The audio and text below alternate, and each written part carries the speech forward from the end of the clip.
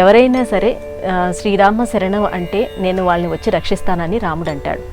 అయితే పాపాత్ములైనా సరే శరణము అంటే పరమాత్ముడు రక్షించడం ఎంతవరకు ధర్మం అంటారు? బాగుందమ్మా. దుర్గే స్మృతాహరసి భీతిమశేష జంతో స్వస్థై స్మృతామతిమతీవ శుభాం దదాసి దారిద్ర్య దుఃఖ భయహారిణి కాత్వదన్య సర్వోపకారకరణాయ సదార్ద్రచిత్త. నన్ను ఎవరు ఏది అడిగినా సరే నా దగ్గరికి వచ్చి శరణు అంటే చాలు, వాళ్ళని రక్షిస్తాను అని చెప్పి శ్రీరామచంద్రమూర్తి మాట ఇచ్చాడు. అభయం సర్వభూతేభ్యో అని భగవానుడు గీతలో ఏ రకంగా చెప్పాడో అది శరణాగతి చర్మశ్లోకం అంటారు భగవద్గీతలో. అందువల్ల స్వామికి ఉన్నటువంటి ప్రధానమైనటువంటి లక్షణం ఏంటంటే శరణం ఇవ్వటం. ఇది ఇక్కడ మన ప్రశ్న ఏంటంటే, నిన్నటిదాకా పాపాలు విపరీతమైనటువంటి పాపాలు చేసినటువంటి వాడు, అన్ని పాపాలు ఇంతకంటే పాపం చేయలేం సుమా అన్న పాపాలు చేసినటువంటి వాడు దుష్టుడు.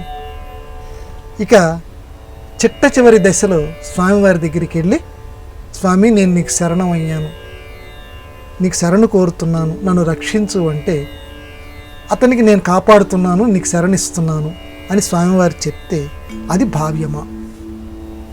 ఎందుకంటే మంచితనంతో ఉన్నటువంటి వాడు శరణు కోరితే అతన్ని కాపాడటం మంచిది.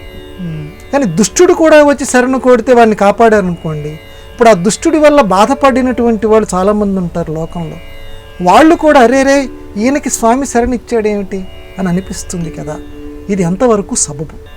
మరి దేవుడు ఏమో ప్రతిజ్ఞ చేశాడంటే, నా దగ్గరికి ఎవరొచ్చినా సరే శరణు ఇస్తాను. ఎందుకంటే విభీషణుణ్ణి శరణు ఇచ్చేటువంటి సందర్భంలో చుట్టూ ఉన్నటువంటి వాళ్ళు రాముణ్ణి ఇదే ప్రశ్న అడిగారు.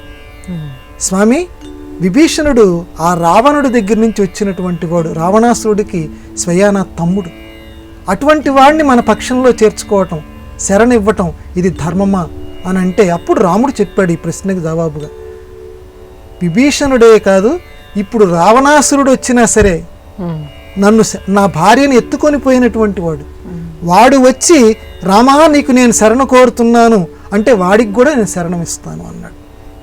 దీనికి వ్యాఖ్యాతలు దీంట్లో ఉండే అంతరార్థాన్ని చెప్పారు. ఎందుకని ఈయన ఆ మాట అన్నాడు రామచంద్రుడు అని అంటే, స్వామి దగ్గరికి నేను వెళతాను అంటేనే పాపం సగం కరిగిపోయినట్టు లెక్క. ఎందుకంటే ఎంతో బుద్ధి ఉంటేనే, ఎంతో పూర్వజన్మ సుకృతం ఉంటేనే ఆధ్యాత్మిక విషయాలు వినాలి అనిపిస్తుంది, ఆ చర్చల్లో పాల్గొనాలి అనిపిస్తుంది, ఆ గ్రంథాలు చదవాలి అని అనిపిస్తుంది. పూర్వజన్మ సంస్కారం కనుక లేకపోతే మనస్సు దీనికి బదులు ఇంకోటేవో ఉన్నాయి కదా లౌకిక ఆకర్షణలు, వాటి వైపుకి వెళదాం అనిపిస్తుంది.